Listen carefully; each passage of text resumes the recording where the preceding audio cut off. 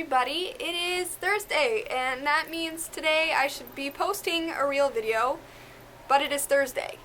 And so I should have already recorded this and edited it and everything, but I haven't, so I'm gonna try and do my best. Luckily, I already had something planned. Today we're gonna have a little talk, you and me. We're gonna have a little chit-chat. Yeah. I have something that I think is really cool, and I want to talk about it. Also, look at this background. I like this background a lot, but I look harsh against it because I'm all like, and it's all like happy and flowery. So this is like me all together, the happy and flower and the band shirts. So I've talked about a little bit before that I have gone on mission trips to Guatemala and Mexico, and I thought I'd talk a little bit more about that because it was a super cool experience and I want to share it with you. Here, have it. Here, you share. I think it was 2 or 3 years ago that I went to Chiapas, Mexico with 24 other missionaries, and we spent some time there in Chiapas and then went up to Guatemala to the campus of Living Water Teaching. It's there in Xela, I think. Xela, Guatemala. It's just, I don't know where to start. It's so everything. Okay, first of all, what I had to do to go on these mission trips was fundraise. We fundraised all the time. We did bake sales, we did fundraisers at Walmart and other stores.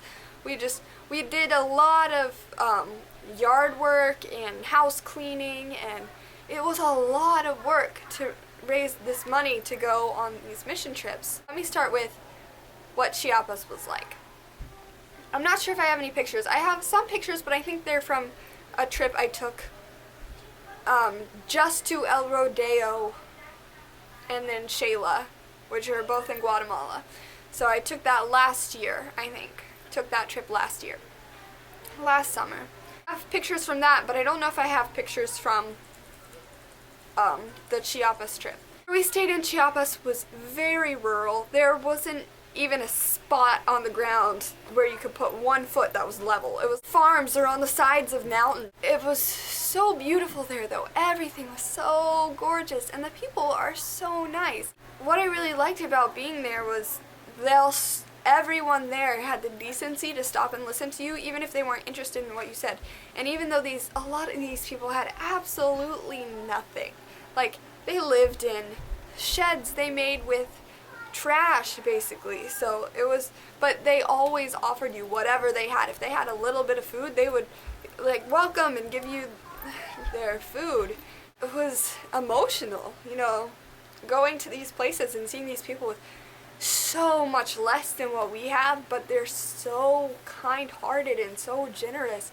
It was not only this journey of stuff, it was amazing, but it was very emotionally trying because it was just like hard to process everything, you know.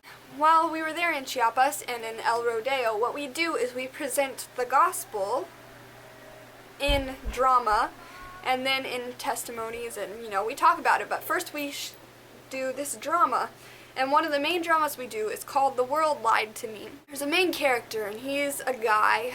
It says he's a Christian, you know, he knows the Lord, but he was tired of it, or he was bored with it, basically. That wasn't enough fun. Didn't see the importance of it, and then it's so much fun putting this together. You have crazy makeup on, and the devil comes and gets him involved with all these different things, and then it repeatedly goes wrong. Like, first is football, soccer. So he plays soccer for a long time, and then he gets addicted to, you know, the adrenaline rush, and, you know, he lives for soccer, and then he gets injured and can't play. The devil manipulates him. It's really cool. So it goes to increasingly worse things like fame and money, and then it goes to drugs and alcohol and women. Then he's stealing stuff and shoots a bystander in the store to steal her purse. I was the bystander and I got to scream. That was fun. And then witchcraft and stuff. So he gets into witchcraft, and I was also the witch. So I had this awesome mask and had to do all this. That was so much fun. I was the witch. It was a lot of fun.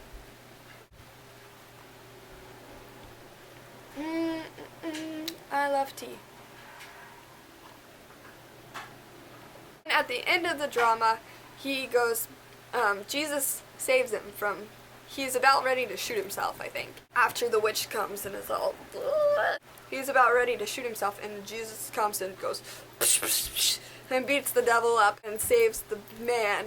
And the man comes back to Jesus, and everyone is happy. And then he invites other people to the Lord, and it's a big party at the end, and everyone's like, yeah. It is a lot of fun, but it is a lot of work. The conditions, we were sleeping on sleeping bags and the air mattresses we brought on concrete floors for a long time. When we were in Chiapas, someone went there like a couple months before we got there and installed a toilet for us to use while we were down there. Showers are not warm, they're not. It's basically just, we took bucket showers. El Rodeo, the showers we had were so cold. They were freezing, and basically it was just tarp around PVC pipe, you know, around us, and then like a pipe that pumped water from somewhere, but it was freezing, so it was like, 1, 2, 3, go! Because it was so cold. Mission trips lasted 10 days. Both times I went, and they lasted 10 days. People do get hot and sweaty, and sometimes it's very unpleasant to be around stinky people or grumpy people because you're hot and didn't get enough sleep. So it takes a lot of persistence to, you know, maintain healthy relationships with the people around you and not get on their nerves. You know, you have to, it's a big lesson in teamwork, working together. We went to several different schools while we were there. We went to schools like, I'm talking about both mission trips here. They're very similar, just in like different places. We visited a lot of schools with so many different kids, and you got to play with the kids with my witch mask.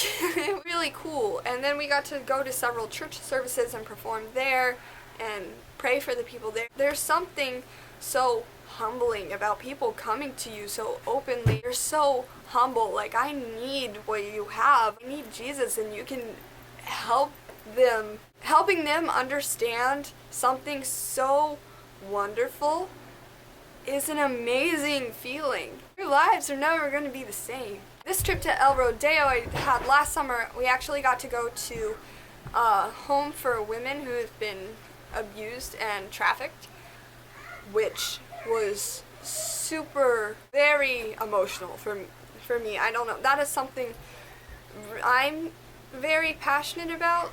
Like, something that's been on my heart for a long time is just that, and being able to, you know, really connect with some of the women there, the girls there who have been through these awful things. It was a really neat experience, and I'm so glad I got to have that experience. It makes you want to do more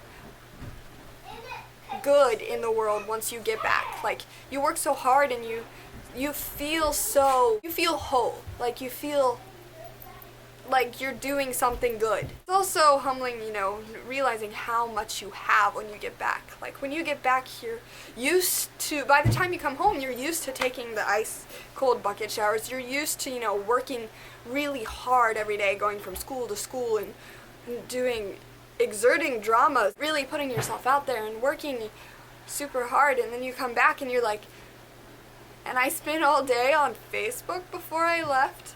It's really eye-opening, I guess. I really recommend the experience to anyone who's even remotely interested. I think everyone should do it at least once because it's amazing.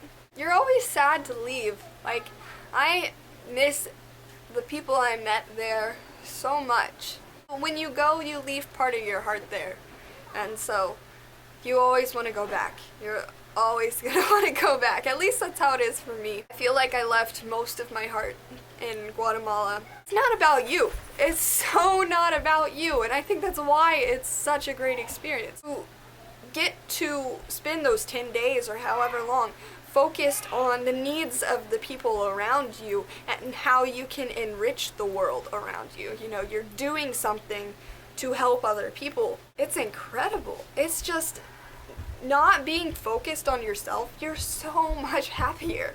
You're not thinking, oh, I really don't want to do this. You kind of just get over it. You suck it up and get over it. Just great. I would totally recommend this experience to everyone.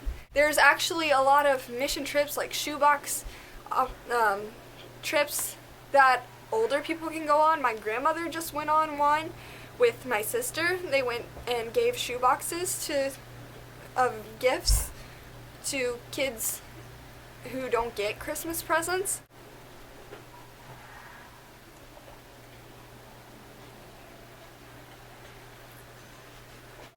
Get out there and do something good. There's nothing like that feeling of making a difference. And I think my point is that, yes, I want you to go on a mission trip. Please go on a mission trip. If you're interested, I'll hook you up with I can hook you up with 3 different websites where you can look into mission trips, both long-term and, like a week. Totally recommend that. But more than that, I think it's develop a mission mindset here, now, where you are. Take the focus off yourself. Ask yourself what you can do to make the world a better place today. What can you do to enrich the world while you're here? Life is really super short, and if you spend all the time on your phone, what are you really adding to the world that'll make it a better place before you have to leave? I don't know. I just think it's important. Offer what you have as a person to the world. This is what I'm good at, or this is what I can do. I'm going to use it to make a difference. And I think everyone should, try and do that. And you don't have to go on a mission trip to do that. There's lots of different ways you can offer what you have to the better of the world. You should do that. That's great. Well, I hope this made sense. I'm sorry I'm kind of all over the place. I don't know how to talk about it because I was so sleep deprived the whole time, but it's so many emotional highs, and it was hard to process. So it was a great experience, but I don't really know how to talk about it if you ask me questions, I can certainly answer them, but it's hard to just sit down and talk about what I did for 10 days and how it affected me. Thank you for watching, and I hope you learned something. You hope you enjoyed this, because I enjoyed this. Thank you for watching. I'll see you very soon. Have a great day, and goodbye.